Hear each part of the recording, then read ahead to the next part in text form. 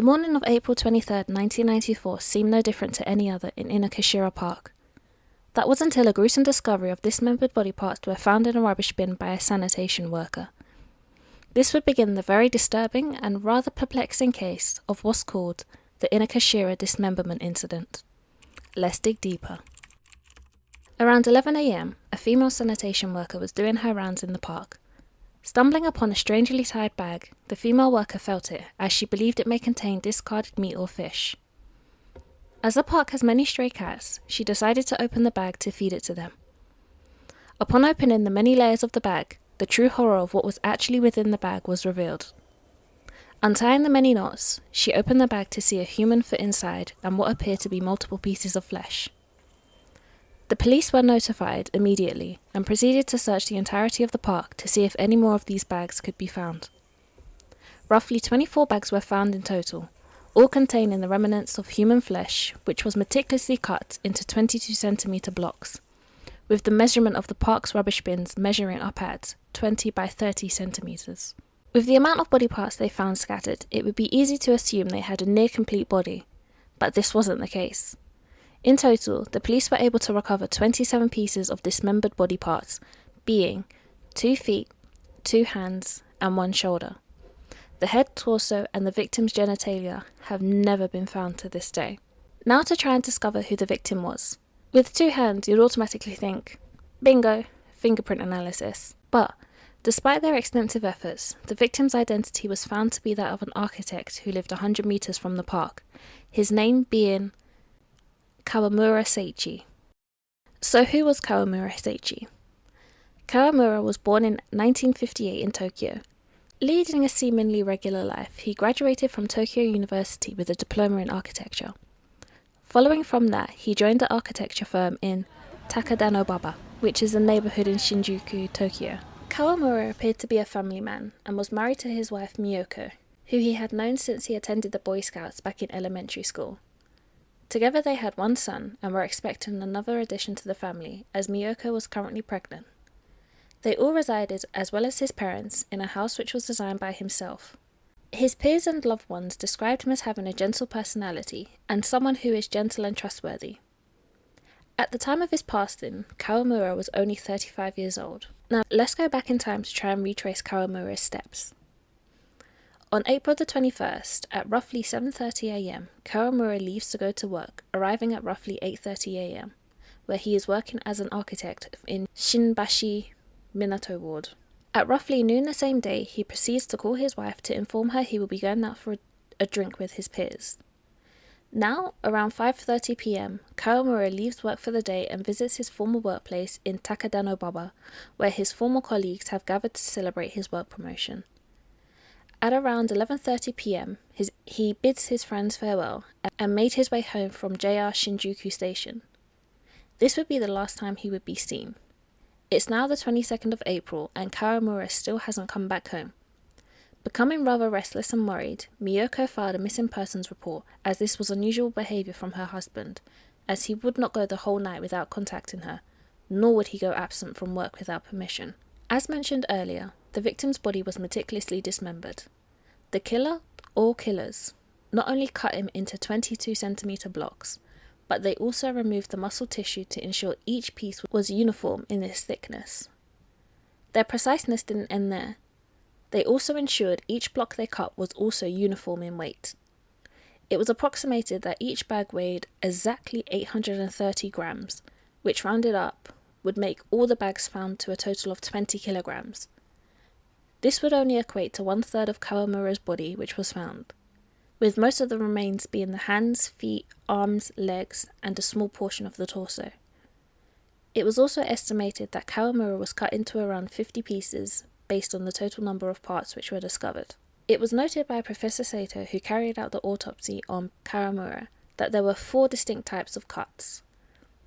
One was a cut made by the rough use of a handsaw. Another was a cut made by cutting the flesh with a sharp knife used to expose the bone and carefully cut it. Then a cut which was cleaned from top to bottom of the bone. And lastly, a cut which was made halfway, then snapped. In his findings, Professor Saito likened this to reminding him of an assembly line which consisted of multiple people, but He also stated that this doesn't necessarily mean there were multiple perpetrators. It could have been a single individual who did this, who learned through the process and became more proficient by the end. The body was also found to be completely drained of blood. It was theorized that the perpetrator did this as a means to either slow down putrefaction, to try and make the body less noticeable, or to make DNA analysis difficult.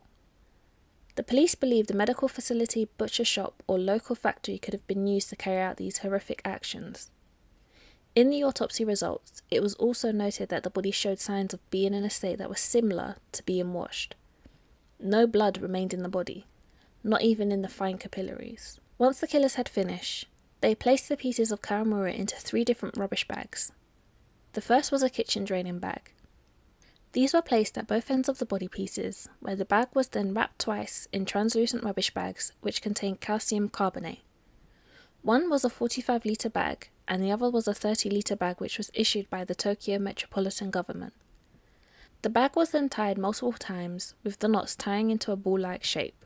It was noted that this method of disposal bears similarities to chefs, anglers, fishermen, and medical personnel, as they employed similar methods to prevent moisture and odours from leaking out of rubbish bags.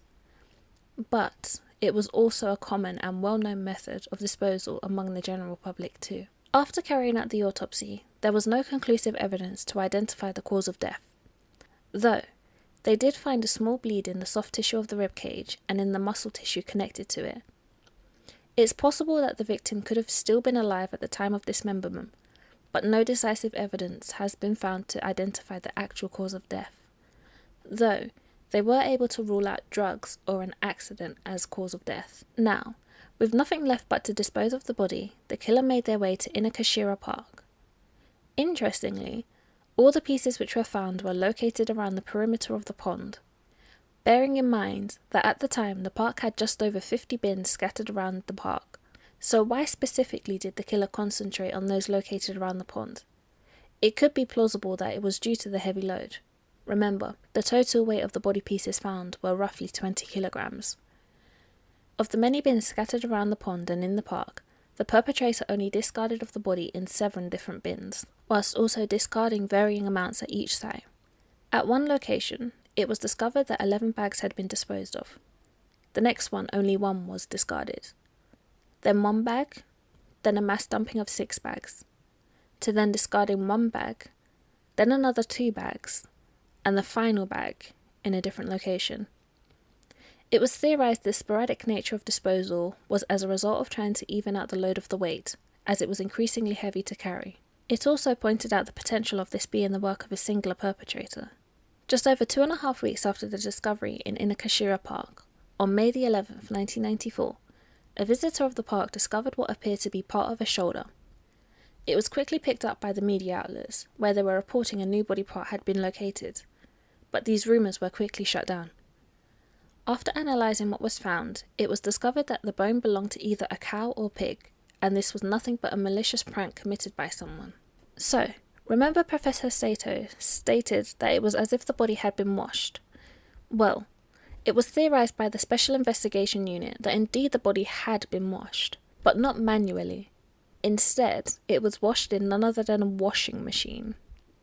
I'm guessing it's not your bog standard one that you use at home, but it was theorised that once Kawamura was dismembered, he was placed in a washing machine to drain the blood by repeatedly washing and spinning his dismembered corpse.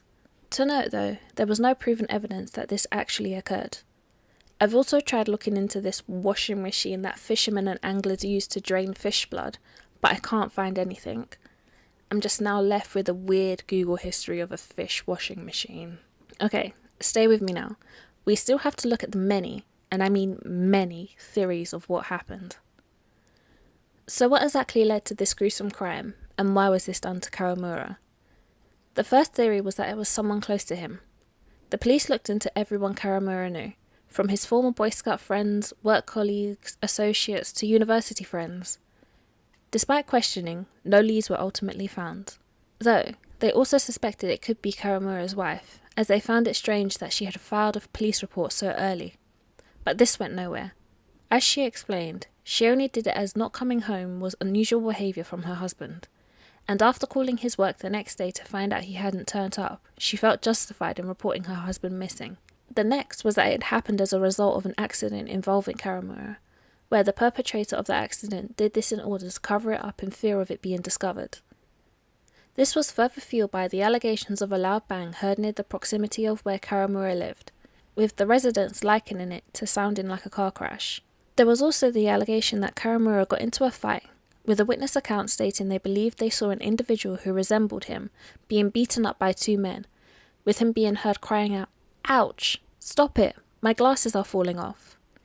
But after subsequent investigations, it was ruled that both were unrelated to the crime, as remember, the body had no identifiable injuries, to which could have been impossible if he was run over or beaten.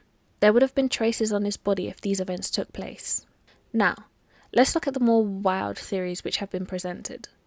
Let's go back to Professor Saito, who believed it may have been the work of a religious group, where he stated, "This kind of body disposal is only possible if multiple people work together and perform their roles coldly."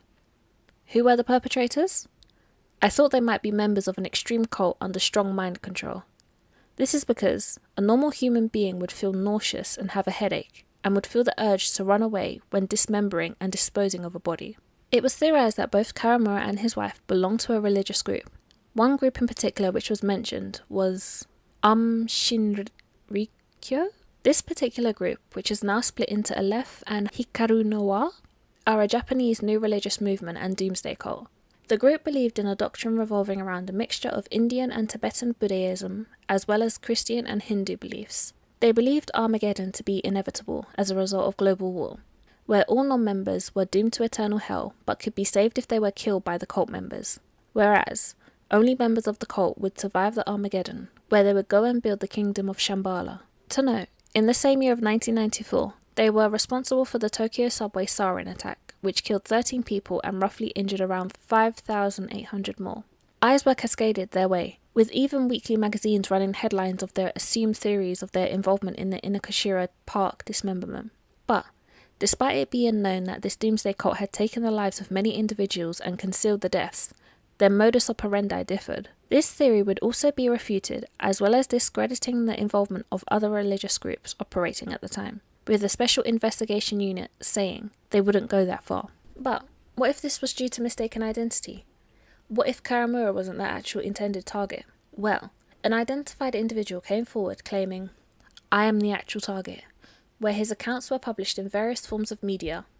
Let's call him Mr. X. At the time, Mr. X was working as a street vendor and was having issues with a group of bad foreign street vendors, where they were continually clashing. It was then alleged that this group of Japanese street vendors got together and asked the Yakuza to eliminate them. Before this confrontation was scheduled to happen, the foreign street vendors allegedly found out and hatched their own surprise attack. It was allegedly believed the victim was supposed to be Mr. X, but instead Kawamura was murdered instead as he looked like him, with his body being dumped in Inokashira Park to make an example of him. Now let's look at the possible involvement of a game franchise. Released in 1992, Shin Megami Tensei is a role-playing video game, which is part of the Megami Tensei franchise. This particular game echoed what's believed to be many similarities to the Inokashira Park dismemberment case. Let's have a look at what the game's all about. It all kicks off with a teenage boy who has a dream about a religious group sacrificing and dismembering innocent people in Inokashira Park. He then awakes to find the park has been blocked off as a murder has taken place in the park. Now fast forward 2 years, this becomes a real-life reality. There were moments that the killer was inspired by the game, where this even became a popular belief among the public. There were just endless theories, but none led anywhere. It didn't make any sense. There were far more questions than there were answers. With the crash of the China Airlines Flight 140, which claimed the lives of 264 of the 271 individuals on board, as well as a mere 11 months later the Tokyo sarin gas attack, the police were swamped, with the case of Kawamura Seiichi unfortunately becoming a distant memory. 2014 not only marked the 20-year anniversary of the case, but it also marked the 100th anniversary of the opening of Inokashira Park, and in preparation for this, the pond of the park was drained. Remember, this is the same pond where the body parts were dumped around, where it was believed the remaining missing parts were possibly dumped in the pond. So was there any truth to this belief? Unfortunately not. Upon draining its contents, what was found included around 230 bags, 10 motorbikes, VCRs, stereos, mobile phones, household appliances and wallets, and so forth. But nothing which pertained to the case, Unfortunately, there have been no further leads nor convictions in this case. April the 23rd, 2009 marked the expiration date of the statute of limitations for this case, where sadly no one can be prosecuted even if new evidence were to be found. This would remain an unfortunate part of this story, as just over a year later, on the 21st of May 2010, the statute of limitations pertaining to murder and crimes resulting in the deaths of persons would be abolished.